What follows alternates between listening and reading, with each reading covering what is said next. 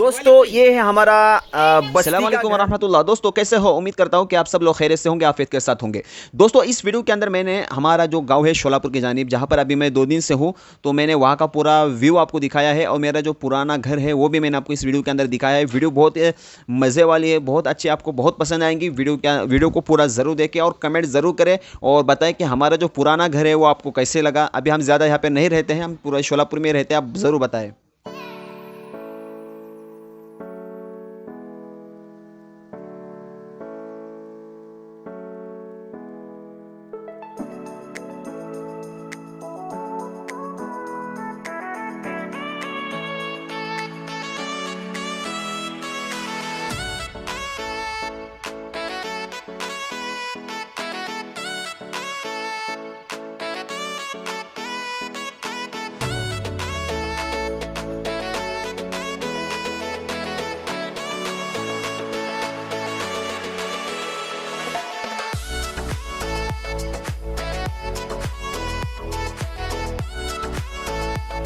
दोस्तों अभी जो आपने देखा वो हमारे गांव का सीन था, जो यहाँ का छोटा सा गांव है शोलापुर के जानिब, जो मैंने आपको पहले भी बताया था। तो एक गांव का सीन था पूरा, जो वहाँ से लेकर मैंने यहाँ तक दिखाया। अब हम यहाँ से जा रहे हैं 1 किलोमीटर यहाँ से, जहाँ पर हमारा असल घर था, असल मकान था बस्ती पर, जो कि एक बस्ती के नाम से मशहूर है। तो यहाँ से गांव से लेकर वहाँ तक का जो फासला है तकरीबन 1 से 1.5 किलोमीटर का है। तो अब हम वहाँ पर जाएंगे। वहाँ पर जाने के बाद मेरा पुराना और बचपन का घर, जहाँ पर मेरी मतलब बचपन के अंदर परवरिश हुई और जहाँ पर हम खेलते थे, सारी चीज़ें वहाँ पर एक्सप्लेन करके मैं आपको बताऊंगा। अभी हम वहीं पर जा रहे हैं, वहाँ का हमारा पुराना घर वगैरह सारी चीज़ें, उस बस्ती की खूबसूरती, सारी चीज़ें आपको इंशाल्लाह दिखाएंगे। वीडियो के अंदर बने रहें।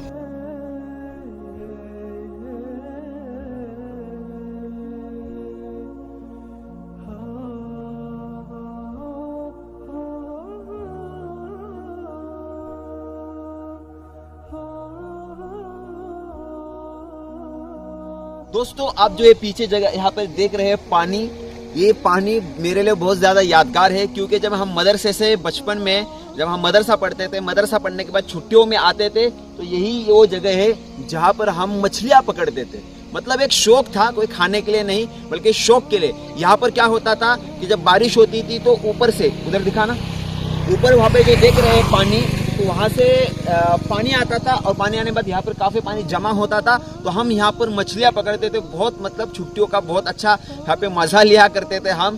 तो बाकी ये जो हमारा अभी जहाँ पे हम जा रहे हैं, हमारा जो घर है वहाँ से बस आधा किलोमीटर के दूरी पर है। तो हम जा रहे हैं अभी उस तरफ, तो रास्ते में था, तो इस वजह से मैंने सोचा कि आप लोगों को दिखाऊँ यहाँ जहाँ पर हम बचपन के अंदर मछलियाँ पकड़ते थे। चलो आप घर पे इंशाल्लाह घर दिखाता हूँ आपको।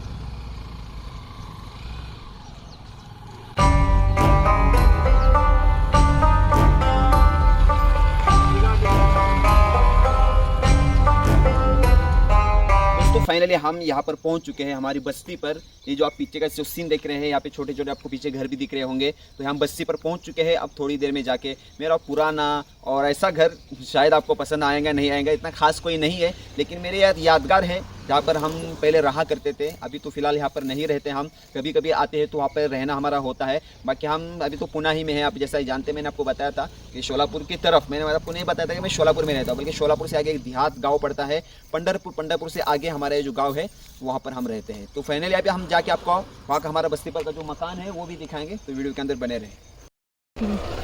ले पूरा घर आगा ले, ऐसे ले पूरा घर।